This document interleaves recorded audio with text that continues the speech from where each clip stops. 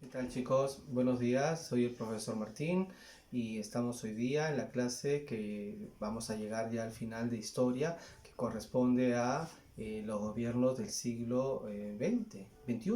Terminamos el siglo XX y empezamos el XXI. Hemos avanzado un montón, ¿se han dado cuenta? Toda la historia republicana hemos podido ver. Ahora tenemos que ver a los penúltimos presidentes, a los antes penúltimos. Es decir, el gobierno de Fujimori y el gobierno de Alejandro Toledo. Y tenemos también el interregno de Valentín Paniagua. Bien, vamos a empezar la clase el día de hoy, como siempre, conmigo, dándole las gracias a Diosito. Le vamos a dar las gracias porque estamos vivos, porque estamos con nuestras familias, porque tenemos algo que comer, porque hay vida. Y mientras hay vida, hay esperanza. ¿Han visto la noticia que la Universidad de Oxford parece que ya tiene una vacuna lista para el COVID? ¿Han visto la noticia? ¿Ven noticias ustedes? Es una buena noticia, ¿no? Parece que vamos a poder el año que viene ya estar juntos. Es decir, sus rezos se han convertido en realidad. Recuerdan que desde el principio de la pandemia venimos rezando, ¿no? Entonces por eso también hay que, aparte de agradecer, saber pedir.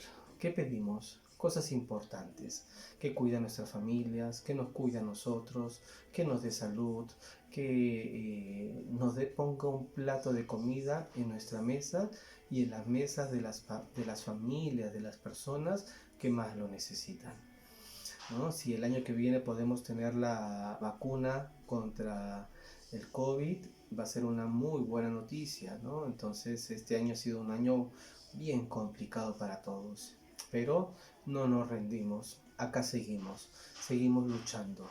Eso es lo que tenemos que hacer, seguir luchando.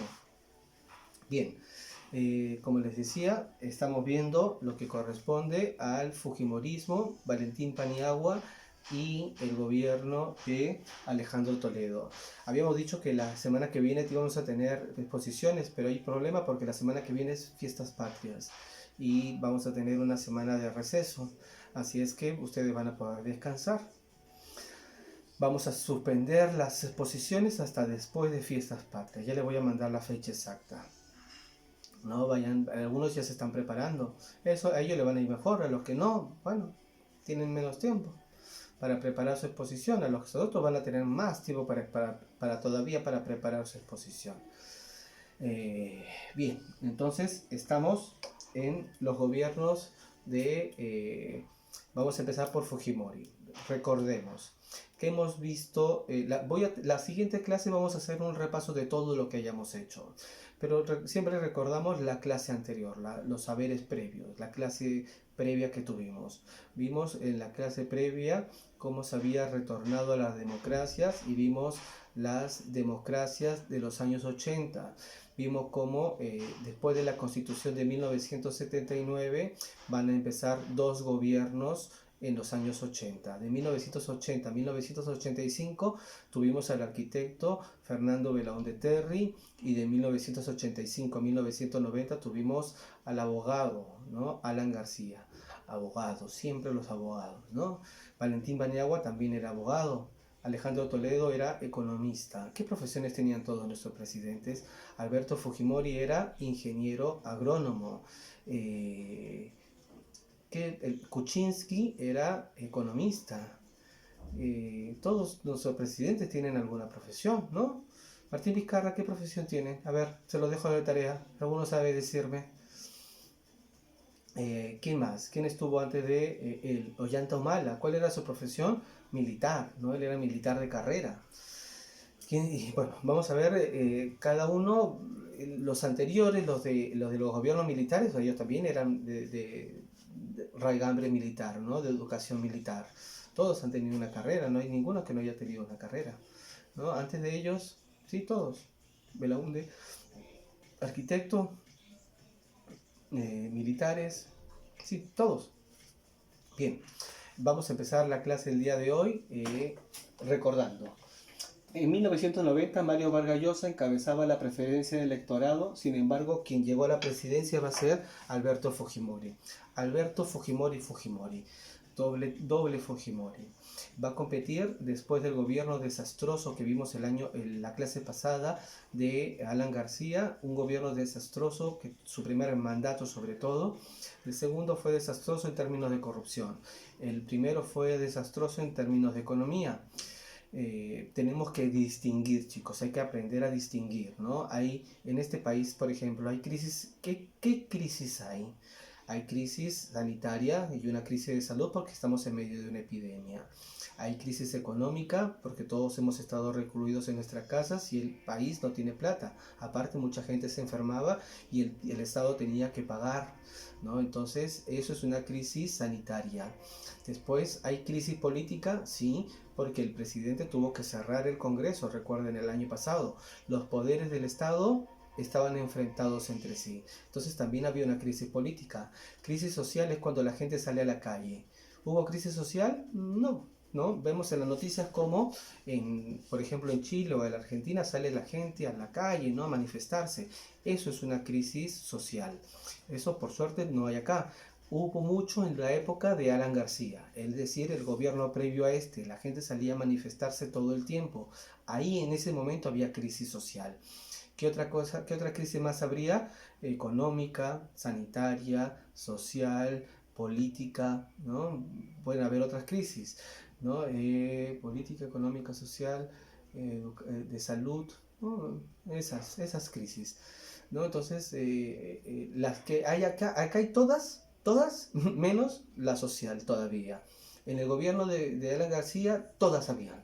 Económica, social, política, había crisis sanitaria, porque también vivíamos una epidemia, vivimos acá el problema del cólera. Hubo una enfermedad terrible que mató un montón de gente a principios de los años 90. En este país siempre pasamos epidemias, siempre nos pasan cosas, pero la vida es así, la vida es dura. Y no nos rendimos, siempre salimos adelante, siempre después de la noche llega el día. Entonces siempre estamos luchándola. Eso tenemos que aprender a hacer, lucharla. En este contexto en el que les estoy diciendo, al final de la época de Alan García estaban los terroristas, había esta crisis del cólera, había el problema entre los poderes del Estado, había problemas económicos, todos los problemas había. Y encima de esta lacra social que se llamaba Sendero Luminoso y Movimiento Revolucionario Tupac Amaru, eran lacras, eran gente que mataba, ponía bombas, era lo peor que le pasó a este país. En ese contexto se van a llevar a cabo las elecciones de 1990. El escritor más importante que tenía el Perú en ese momento era Mario Vargas Llosa. Yo soy sincero, yo hubiese votado por él en ese momento. ¿No? Todo lo que dice Mario Vargas Llosa, yo le creo. Es muy inteligente, su propuesta política me gusta, él es liberal, libertad. Su partido se llamaba Libertad. Pero la gente desconfiaba de él. Había una campaña en contra de él y no salió elegido. Se enfrentaba contra el segundo, el ingeniero. Habíamos dicho que Alberto Fujimori era ingeniero agrónomo. Se enfrentaba contra Alberto Fujimori. Alberto Fujimori había sido profesor en la agraria. No era cualquier persona tampoco, no era un profesor universitario. Cuando se enfrenta, la gente prefería al chinito, ¿no? Que parecía el chinito próspero, antes que a Mario Vargas Llosa, porque lo acusaban de que iba a beneficiar a los ricos. No había una campaña de desprestigio contra él. No lo creo, de verdad le soy sincero y hubiese votado por él. No, yo era muy chiquito, tendría la edad de ustedes, ni siquiera podría votar. Pero me gustaba lo que decía Mario Vargas Llosa. Me gustaba mucho la política en esa época, igual que imagino que algunos de ustedes. Bien, entonces se van a llevar las elecciones y ¿quién va a ganar? Va a ganar, en la primera vuelta gana Mario Vargas Llosa, pero ya en la segunda vuelta los de el APRA y la Izquierda Unida van a apoyar a Alberto Fujimori y con esos votos Alberto Fujimori va a llegar al poder.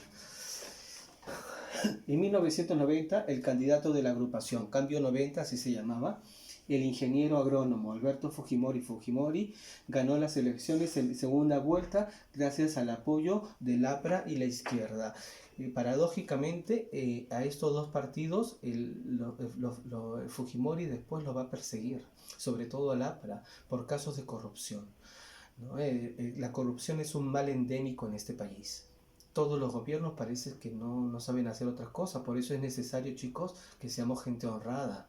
Todo el tiempo vemos cómo nuestros presidentes están en la cárcel, ¿no? Habla bien del sistema de justicia, pero habla mal de la calidad moral de personas que son ellos.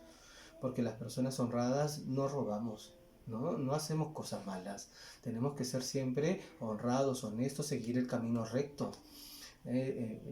Pero no es que llegues, yo estoy segurísimo de que si alguno de ustedes, siempre les digo, ¿no? Ojalá que alguno de ustedes se convierta en presidente, el orgullo que sentiría yo, el orgullo que sentiría sus papás, ¿no? Estoy segurísimo de que si alguno llegara al presidente no serían capaces de robar, que es lo que hacen la mayoría cuando entran. Vemos, ¿no? Alan García se suicidó por actos de corrupción cuando lo iban a detener. Alejandro Toledo está detenido en Estados Unidos por actos de corrupción. Pedro Pablo Kuczynski tuvo que renunciar por actos de corrupción. Alberto Fujimori está detenido por crímenes de lesa humanidad. Todos parece que tienen que robar, ¿no? También Ollanta Humala está detenido él y su esposa por casos de corrupción.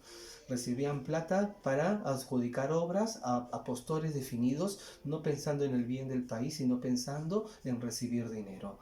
Eso está mal, robar está mal siempre, ¿no? Entonces, por eso es que tenemos que ser honrados.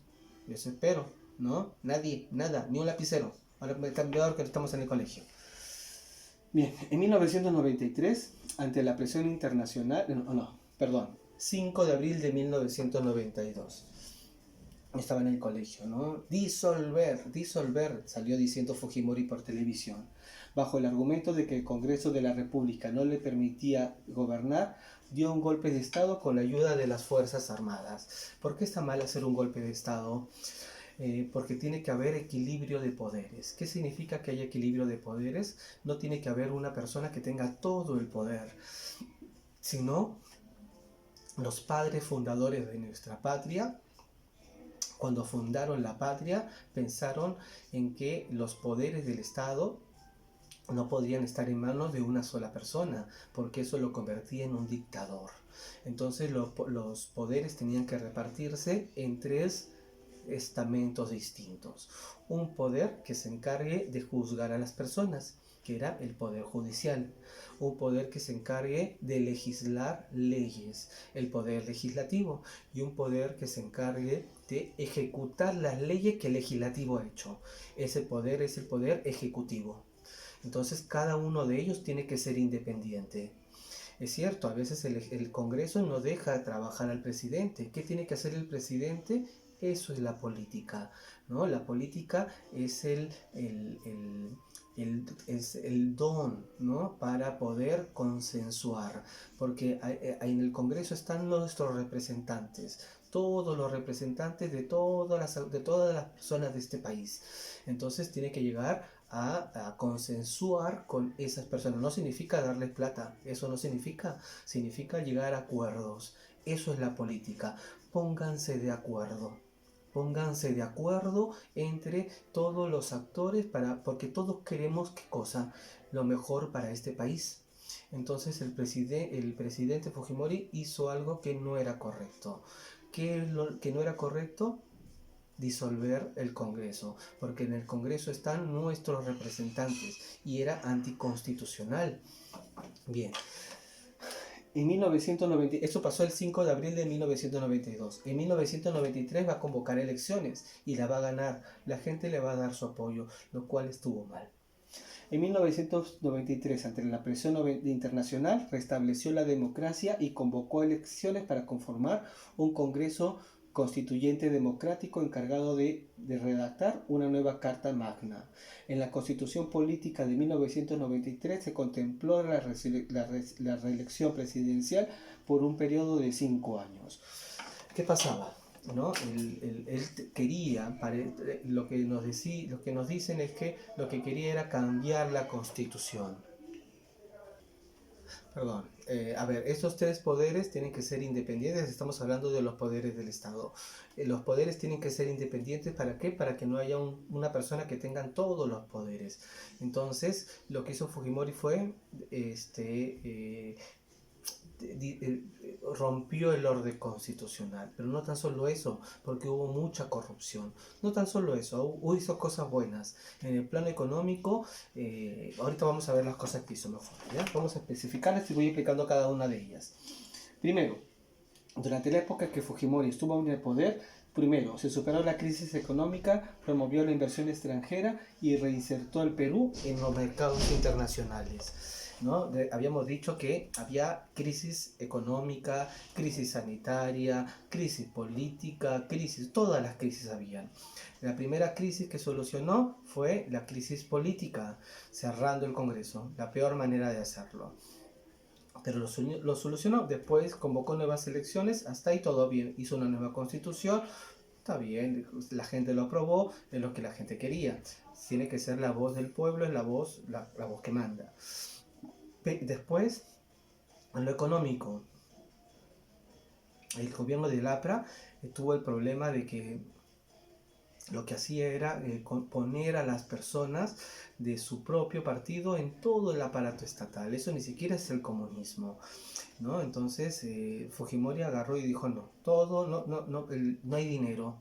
No hay dinero, entonces lo que vamos a hacer es vender todas las empresas estatales. Y se vendieron, ¿no? Empezó a privatizar y ejecutó el plan de gobierno de Mario Vargas Llosa. Entonces, en lo económico, estabilizó al país económicamente. Cambió la moneda, habíamos dicho que la moneda había convertido del sol al INTI. Cambió del INTI al nuevo sol. Y después vamos a regresar de nuevo al sol. Ahorita la moneda actual es el sol, ya no es el nuevo sol. Hasta el principio del año 2000 era el nuevo sol. El sol, este sol va a reemplazar al antiguo INTI y se va a solucionar el problema de la deuda externa, se va a privatizar, las empresas públicas que daban mucho gasto. Entonces, hay una reactivación económica, empiezan a venir capitales, empiezan a venir inversión extranjera. Al principio del gobierno de Fujimori hay como una reactivación económica. Eso va a solucionar también el problema económico. Entonces hemos solucionado el problema político, ha solucionado el problema económico. Ahora el problema social. Había una guerra de guerrillas. Los terroristas, que les he dicho, la peor lacra que ha tenido este país, mataban gente, ponían coche bombas, extorsionaban a gente, secuestraban a personas, era un desastre. Había que terminar con los terroristas. ¿Qué hizo Fujimori? Llevó a cabo, antes de eso, llevó a cabo una serie de obras públicas, entre las que destaca la construcción de carreteras y caminos rurales que hizo posible la integración vial del país. Con todo el dinero que se recolectó, hicieron muchas obras, ¿no? También que después se descubrió que había casos de corrupción, pero hicieron obras por todo lado, se construyeron colegios, se construyeron carreteras, se modernizaron hospitales, había mucha inversión en lo realmente importante, la educación, la salud. La policía recién se va a reactivar durante el gobierno de Toledo, pero hubo mucha inversión con el dinero de las privatizaciones y de la inversión extranjera que va a llegar. Van a empezar a abrirse también proyectos mineros, ahí es donde la minería va a cobrar una mayor importancia, van a empezar a subir también los precios de los minerales, que le va a permitir al país tener mayores ingresos. Entonces lo económico empezaba a mejorar desde ese momento, ¿no? Antes lo vimos en la clase pasada, cómo durante la época de Alan García la inflación subía y subía. ¿Qué era la inflación? Es cuando suben los precios. Ni siquiera saben lo que es inflación ustedes, ¿no? Para que vean. Antes todo el tiempo subía y subía las cosas, como en Venezuela, ¿no? No había cosas para comprar, lo que les explicaba en la clase pasada. Teníamos que hacer cola para todo. Era este país un caos. Y tercero, derrotó al terrorismo gracias al trabajo conjunto de las Fuerzas Armadas, la Policía Nacional y la población civil. inclusive la población civil. La gente en la sierra se organizaba, ronda campesinos, no queremos sacar los terroristas, ¿no? Los rondas campesinas. La policía dio sangre contra este flagelo que les digo que fue el terrorismo. Y también el ejército, todos peleando para vencer, agarrar a quién, a la cabeza de todos ellos, a Abimael Guzmán, que era el máximo representante de los terroristas. Habían sumido a este país en una desgracia, habían, como les decía, cochebombas, secuestraban, mataban, se habían aliado al narcotráfico, era un narcoterrorismo.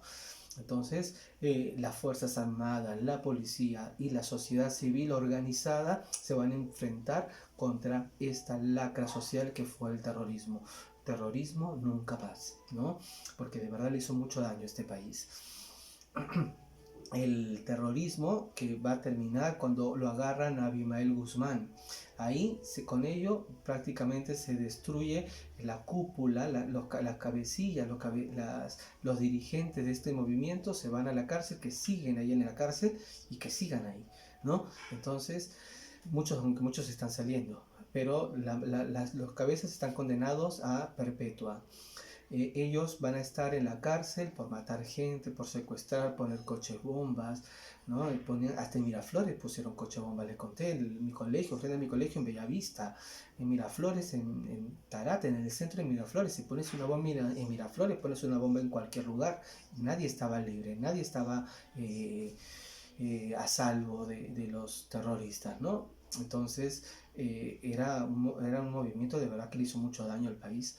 Había que pararlos y se les detuvo, ¿no? Hubieron también excesos, que eso lo vamos a ver ya cuando estén en secundaria, en quinto de secundaria, con los informes de la Comisión de la Verdad. Pero no hay que dejar de decir que matar personas está mal, ¿no? Y ellos querían, quizás querían cosas mejores para el pueblo, pero no a través de la muerte.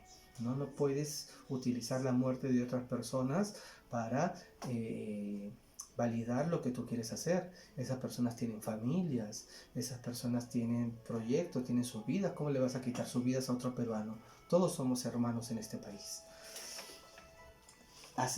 Entonces, en las elecciones del 2000, Fujimori va a volverse a postular y en medio de acusaciones de fraude electoral va a ser nuevamente elegido presidente.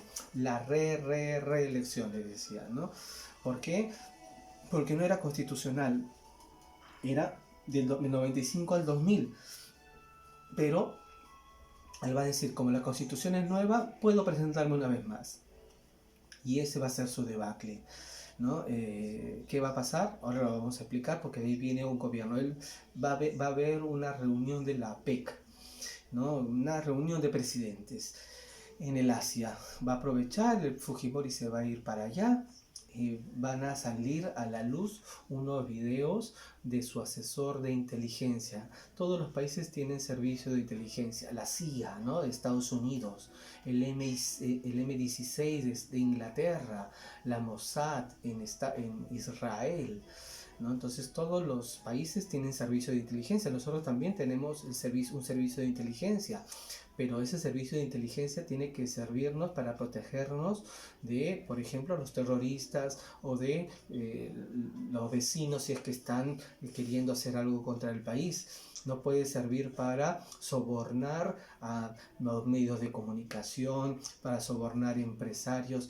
Eso hacía el servicio de inteligencia de Alberto Fujimori. Van a salir a la luz unos videos que se van a conocer como los Vladivideos. ¿Por qué Vladivideos? Porque el asesor de inteligencia era Vladimiro Montesinos y él le entregando dinero a congresistas para que voten las leyes que Fujimori quería que salieran. Fujimori en este contexto se va a ir a esta reunión que les digo de la PEC y de pasadita se va a escapar a Japón. Y en Japón, ¿no?, desde Japón va a mandar un fax con su carta de renuncio, ¿no? Entonces el Congreso, todo el Perú estaba sin presidente. ¿Quién va a ocupar el presidente? Lo que dice la Constitución, debió haber sido el vicepresidente, pero el vicepresidente era del mismo partido de Fujimori. Entonces este también va a tener que renunciar porque nadie lo iba a reconocer como legítimo. Entonces, ¿qué hace? De ahí sigue el presidente del Congreso. ¿Quién era el presidente del Congreso? Valentín Paniagua. Dijimos hace un rato que hay tres poderes, no tiene que haber un vacío de poder. El poder ejecutivo, el poder legislativo y el poder judicial. Si el presidente le pasa algo al vicepresidente, le sigue el presidente del Congreso. Si a él le pasa algo, el presidente del otro poder. Para que siempre haya un presidente en este país, tiene que haber una cabeza que decida cosas. Entonces, para eso también hay una repartición de poderes. ¿Lo ven? Es importante que exista una repartición de poderes. Se fue Fujimori, renunció el vicepresidente de Fujimori. Entonces, ¿quién le seguía? El presidente del Congreso. ¿Quién era el presidente del Congreso? Valentín Paniagua. Vamos a verlo. A iniciarse el nuevo milenio y frente a la segunda reelección de Alberto Fujimori, un sector respaldaba y justificaba su permanencia en el poder, mientras que otros condenaban su conducta por antidemocrática y anticonstitucional. Ahí hubo lo que se va a conocer como ese momento era un momento de crisis social. La gente salía a la calle todos los días, todos los fines de semana, los universitarios, la gente joven salía todo el tiempo a la calle. ¿Para qué? Para luchar por algo que nosotros queríamos. ¿Qué era eso? Democracia. Queremos poder elegir a nuestros representantes. Y eso es lo que buscaban, democracia. Estos partidos, esta crisis social, la gente saliendo a la calle pedía que Fujimori dejara de ser el dueño del país. Él no es el dueño del país. El dueño del país somos todos los peruanos. Entonces había una crisis social fuertísima. Corrupción, ¿no? Es cierto que Fujimori, lo que les acabo de decir, solucionó el problema económico, solucionó el problema del terrorismo, el problema social que había, pero no por eso me voy a eternizar en el poder. Eso no está bien. Entonces, como les digo, ese es el contexto en el que va a suceder. En noviembre del año 2000, los llamados Vladivideos, videos de Vladimiro Montesinos, entre el jefe de inteligencia de Fujimori, entregándole dinero a congresistas para que voten proyectos del gobierno, esos eran los Vladivideos, pusieron al descubierto una red de corrupción que se había establecido en el gobierno. Entonces la gente ya estaba harta. Con mayor razón salían a protestar, sobre todo los jóvenes. Frente a este hecho, el Congreso destituyó al presidente Fujimori, quien había enviado una carta de renuncia desde Japón. ¿No es peruano? ¿Por qué no voy a Japón? Incapacidad moral. ¿Por qué lo vacaron al presidente? Por incapacidad moral. Posteriormente se designó al presidente del Congreso. ¿Quién era el presidente del Congreso? Valentín Paniagua Corazao, como presidente del Perú. Entre las medidas que aplicó destacan la creación de la Comisión de la Verdad, la creación de la Iniciativa Nacional Anticorrupción y la creación de la Mesa de Concertación de Lucha contra la Pobreza. El gobierno de Paniagua va a ser un gobierno de transición. ¿En qué sentido transición? Se va a transitar desde el fujimorismo hacia lo que va a venir después. ¿Qué es lo que va a venir después? El gobierno de Toledo. Toledo era otro de los que se encargaba de luchar contra el gobierno de Fujimori. Hubo toda una serie, todos los políticos se pusieron de acuerdo y hicieron un frente para luchar contra Fujimori porque era corrupto, ¿no? Se había trastocado todo su gobierno, no creía en las instituciones democráticas, era muy fuerte. Entonces todos se pusieron en contra. ¿Quién era Alejandro Toledo? Alejandro Toledo enseñaba economía, era un profesor en la universidad más importante de economía de este país, en la Universidad del Pacífico. Los mejores economistas salen de esa universidad. Y él era de econometría, si no me equivoco. Sí, de econometría, ¿no? Econometría es la medición de la economía. Él había estudiado en Harvard, en la principal universidad del mundo. Él había salido de Cabana, de un pequeño pueblito recóndito en Ancash. lustraba zapatos de niñitos, él mismo lo cuenta. Entonces él tenía esta experiencia de prosperidad, ¿no? A partir de mucho trabajo, de mucho esfuerzo, había logrado superarse. Se había ido a estudiar a la mejor universidad del mundo. Harvard, en Boston, es la mejor en Estados Unidos. Siempre sale número 1 en todos los rankings de universidades mundiales, ¿no? Y estudió una carrera complicada que era la de economía. Y después, cuando regresó al Perú, enseñaba, como les digo, en la mejor universidad de aquí, enseñaba economía. Entonces, en la Universidad del Pacífico. Entonces era como un economista de prestigio. Va a poner en sus ministerios, en el ministerio que va a ser de economía, a quien después va a ser presidente, PPK, Kuczynski, ¿no? Él tenía como ministro de economía a otro que va a ser después presidente del Perú, pero economistas, todos son economistas muy importantes, muy reconocidos internacionalmente, ¿no? Toledo era un economista importante, pero eso no denota nada, no denota honradez. ¿Por qué? Porque cuando estuvo en el gobierno, ¿qué hizo? De nuevo actos de corrupción, que por eso se los está persiguiendo en Estados Unidos a él y a su esposa. En las elecciones, pero vamos a ver cómo es que entra en el poder. En las elecciones de 2000, Paniagua, transición. 2001, elecciones, 28 de julio de 2001, nuevo gobierno. ¿Quién va a ganar? Alejandro Toledo Manrique, candidato del partido Perú Posible. Se convirtió en presidente de Perú luego de vencer en segunda vuelta al candidato aprista Alan García. Alan García de nuevo se quería volver a mandar, ¿no? Lo decíamos en la clase pasada, en este país nos encantan que los presidentes hagan 2 gobiernos. Alan García, 2 gobiernos. Belón de Terry, 2 gobiernos. ¿Quién más? Pardo, 2 gobiernos. Leguía, 2 gobiernos. Fujimori, 2 gobiernos, ¿no? ¿Quién más? Ramón Castilla, 2 gobiernos. Con un montón que tienen 2 gobiernos. Entre las obras de su gobierno van a sobresalir las siguientes obras.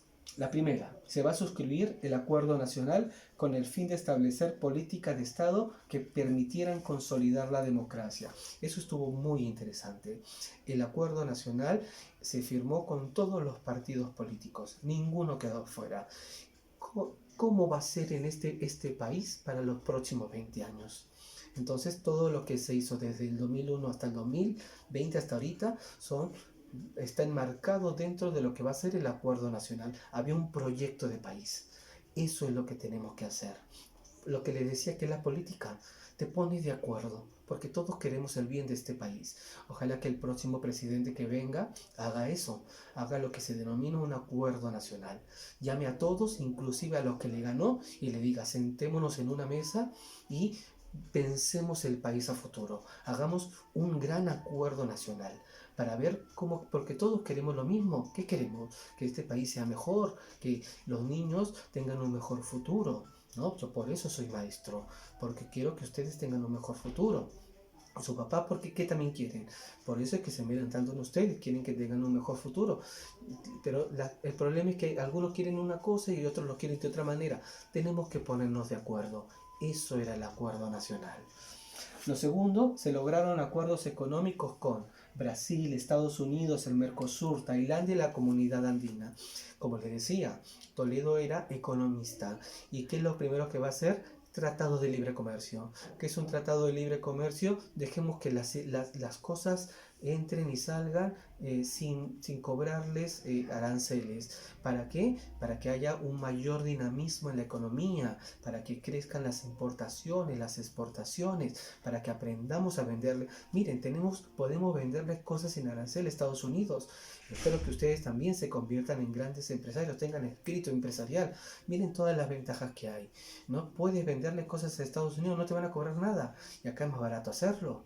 A Brasil, a todo el Mercosur, Tailandia, hay un montón de países, se está trabajando con la Comunidad Europea ahora. Eso es el proyecto del país. El país quiere abrirse, quiere libertad. ¿Qué cantamos en el himno? Somos libres, ¿no? Eso es lo que empezamos a cantar. ¿Qué querían nuestros padres fundadores? Libertad. Eso es lo que están buscando.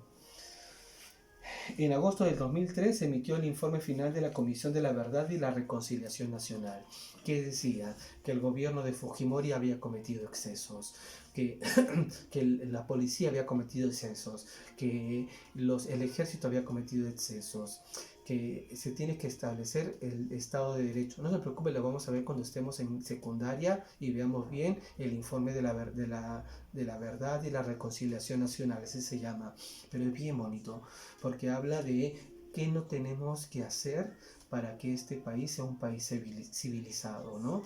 Porque ¿qué es lo que nos distingue de los animales?